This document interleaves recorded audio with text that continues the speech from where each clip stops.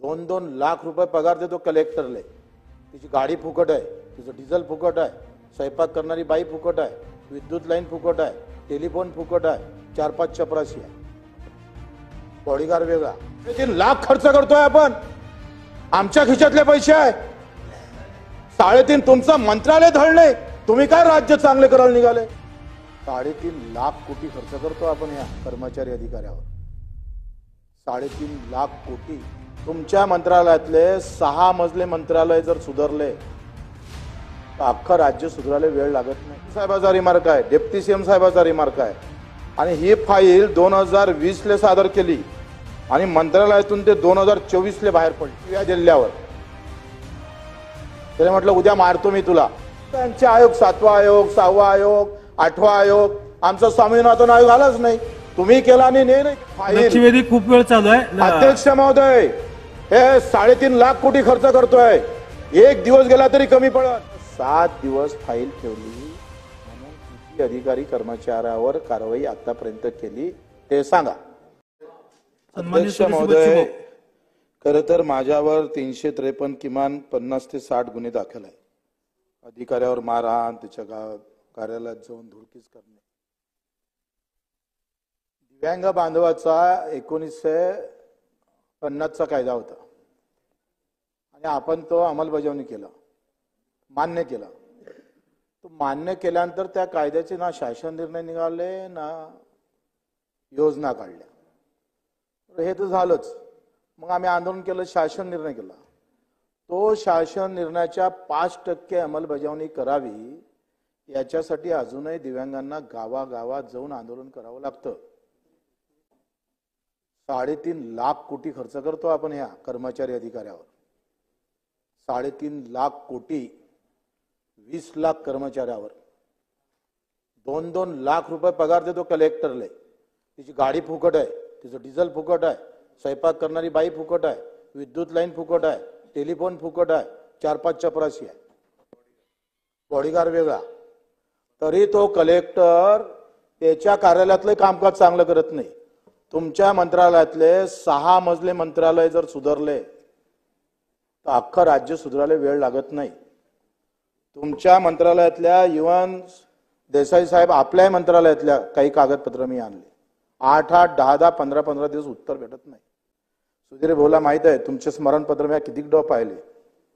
पहिलं स्मरणपत्र, दुसरं स्मरणपत्र, तिसरं स्मरणपत्र आपण देत होते इकडे असल्या. अध्यक्ष महोदय, याच्यातल्या सगळ्यात महत्वाची गोष्ट अशी आहे, कोणताही फाईल विभागातील किंवा कार्यालयातील कोणत्याही शासकीय अधिकारी कर्मचारी यांच्याकडे 7 कामाच्या दिवसापेक्षा अधिक काळ प्रलंबित राहणार नाही. या संदर्भात मंत्री महोदय एक जरी कारवाई या राज्यात झाली असेल तर सांगा. आम्ही जोऱ्यानं आवाज काढला तर 353 अर्ध्या तासात दाखल होते आणि 7 दिवसात माझ्याकडे फाईल आहे. सीएम साहेबाचा रिमार्क आहे, डेप्टी सीएम साहेबाचा रिमार्क आहे. आणि ही फाईल 2020 ले सादर केली आणि मंत्रालयातून ते 2024 ले बाहेर पडली. हे शिव्या दिल्यावर त्याने म्हटलं उद्या मारतो मी तुला. मग केली. तर तुमच्या मुख्यमंत्र्याच्या रिमार्कला किंमत नाही. 3.5 लाख खर्च करतोय आपण, आमच्या खिशातले पैसे आहे. 3.5 तुमचं मंत्रालय धळणे, तुम्ही काय राज्य चांगले करायला निघाले. तुमचा वचकच नाही आहे. आपल्याला मतं पाहिजे ना. न मागता यांचे आयोग 7वा आयोग, 6वा आयोग, 8वा आयोग, आमचा स्वामीनाथन आयोग आलाच नाही. तुम्ही केला आणि नाही केला नाही जयंतराव. आणि मग हे सगळं का होतंय मला आम्हाला सांगितलं पाहिजे. आम्हाला जिल्ह्यावाईज माहिती द्या आणि पुढच्या पटलावर ठेवा का जिल्ह्यावाईज 7 दिवसाच्या वर फाईल या कार्यालयात राहिली म्हणून एवढ्या कारवाया झाल्या. सभागृह संपेपर्यंत देऊच शकत नाही. मंत्रालयाची विधानसभेची दिरंगाई आहे. मी अध्यक्ष महोदय 228 सदनिका अत्यल्प उत्पन्न गटातला हा जमिनीचा विषय होता. विभागीय आयुक्त कार्यालयात ही फाईल 1 वर्ष 2 महिने राहिली. विभागीय आयुक्तानं ते पाठवाले, अवर सचिवालय पाठवाले 3 महिने लावले. तिथून ते तुमचे अवर सचिव महसूल हे त्रुटीपत्र जिल्हाधिकारी कार्यालयाला परत पाठवासाठी इतके त्रुटी आहे याला 4 महिने गेले. काय कारभार आहे हो. आमदाराचं पत्र आहे, मंत्र्याचं पत्र आहे, मुख्यमंत्र्याचं पत्र आहे. मूल्यावर आधारित पगार आहे ना आपला. मूल्यांकन का होतंय? किती अधिकाऱ्याचं मूल्यांकन झालं, किती तहसीलदाराचं मूल्यांकन झालं, द्या कळा आम्हाला, द्या माहिती. इव्हन प्रश्नच विचारतोय. घ्या प्रश्न घ्या. जिल्हा प्रश्न विचारला का 7 दिवसात फाईल. खूप वेळ चालू आहे. अध्यक्ष महोदय, हे 3.5 लाख कोटी खर्च करतोय. एक दिवस गेला तरी कमी पडन. तुम्हाला अनुभव त्याचे तेच आहे. प्रश्न घ्या. मला मी पहिला प्रश्न विचारला का 7 दिवस फाईल ठेवली म्हणून किती अधिकारी कर्मचाऱ्यावर कारवाई आतापर्यंत केली ते सांगा. आणि ते जिल्हा वाईज पुढच्या काळात ठेवणार आहे का? मंत्री महोदय. सन्माननीय अध्यक्ष महोदय, मी मगाशी उत्तरामध्ये सांगितलं, एकूण या प्रकरणामध्ये आलेले 16,42,47,000 अर्ज ऑनलाईन प्राप्त झाले. पैकी 15,53,21,000 अर्ज हे अर्ज वेगवेगळ्या प्रकारचे. आजपर्यंत दादा कायदा 2000 अस्तित्वात आल्यापासून आणि 95% याचा निपटारा आपण केलेला आहे. निर्धारित वेळेत 82% झालाय आणि निर्धारित वेळेच्या पुढे 18% प्रकरणांचा निर्धारित वेळेच्या पुढे आहे.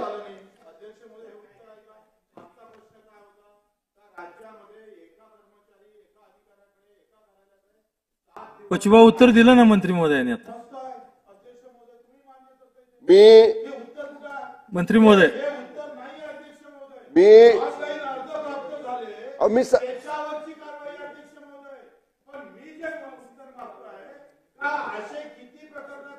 या बाबीचा उल्लेख लक्षवेधीमध्ये नाही. लक्षवेधीमध्ये आपण परत एकदा ड्राफ्ट वाचा बच्चूभाऊ लक्षवेधीचा. लक्षवेधीमध्ये ज्या ज्या मुद्द्यांचा उल्लेख आहे आपण स्पेसिफिक कुठली फाईल कुठल्या विभागाची फाईल असा उल्लेख केलेला नाही. या कायद्याची प्रभावी अंमलबजावणी असा उल्लेख आहे. त्यामुळे मी राज्याचा आपल्याकडे संपूर्ण माहिती ठेवली. आपल्याला विभागवार हवी असेल, आपल्याला जिल्हावार हवी असेल तर निश्चितपणे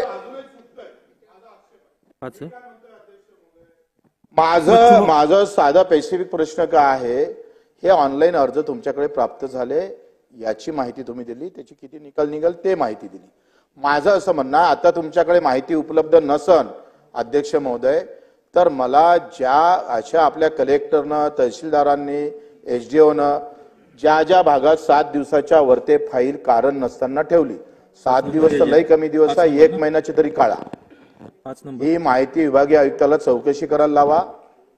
आणि कोणत्या कोणत्या कार्यालयात महत्वाच्या सार्वजनिक विषय अध्यक्ष महोदय ही तपासणी करणं गरजेचं आहे. मंत्री महोदय, सार्वजनिक विषयावर प्रश्न विचारा. खूप वेळ चालली लक्षवेधी, उत्तरच येत नाही आहे. म्हणूनच असं पलटून सगळं समजून सांगून राहिलो अध्यक्ष महोदय, उत्तर येत नाही आहे.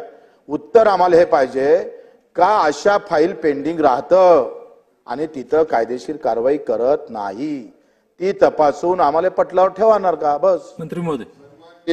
अध्यक्ष महोदय, मगाशी सन्माननीय सदस्य प्रकाश आंबेडकर साहेबांच्या प्रश्नावर उत्तर देताना मी काय सांगितलं की या कायद्याची प्रभावी अंमलबजावणी होण्यासाठी सरकार जे उपाययोजना करायची ते करेल. पायलट प्रोजेक्ट आपण कोल्हापूर जिल्ह्यामध्ये 15 दिवसात सुरू करू. ऐका ना, आता तुमचं सगळं ऐकलं शांतपणे आम्ही. आता थोडंसं ऐका, अजून नाही समाधान झालं पुन्हा विचारा, पुन्हा उत्तर देतो मी. माझी तयारी आहे. आपण हा प्रोजेक्ट पायलट प्रोजेक्ट म्हणून कोल्हापूर जिल्ह्यामध्ये सुरू आतापर्यंत झालं नाही तर प्रभावीपणे झालं नाही, आपण मान्य करतो. हे प्रभावी झालं पाहिजे. पासून दिनांक ऑनलाईन हे अर्ज प्राप्त झाले का? एवढ्या तक्रारी आहे. कोणाचा शौचालयाची तक्रार असेल, काही घरकुलाची तक्रार असेल, योजना भेटले, ह्या तक्रारी अध्यक्ष महोदय. ह्या माझा प्रश्न स्पेसिफिक हा आहे का कोणतीही फाईल विभागातील किंवा कार्यालयातील कोणत्याही शासकीय अधिकारी कर्मचारी यांच्याकडे 7 कामाच्या दिवसापेक्षा अधिक काळ प्रलंबित राहणार नाही, या तक्रारी आहे का त्या अध्यक्ष महोदय? मग आमच्या विभागात प्रमुखांना त्या तपासल्या का? फाईल नाही तपासल्या. असे प्रकरण मला समजून, मी तुम्हाला सांगितलं ना का हे प्रकरण मला 2024 ला बाहेर निघालं अध्यक्ष महोदय. आता माझं प्रश्नाचं उत्तरच येत नाही आहे. माझं असं म्हणणं आहे का ज्या कार्यालयानं ज्या अधिकाऱ्यानं हेतू परस्पर किंवा कुठेतरी इजा पोहोच नुकसान होईल याच्यासाठी काही कार्यालयात जर दप्तरी तसंच ठेवलं असेल तर त्याची आकडेवारी द्या ना. एक काय माणसावर कारवाई नाही आहे प्रलंबित प्रकरणात, नोटीस पण नाही आहे. सन्माननीय मंत्री महोदय.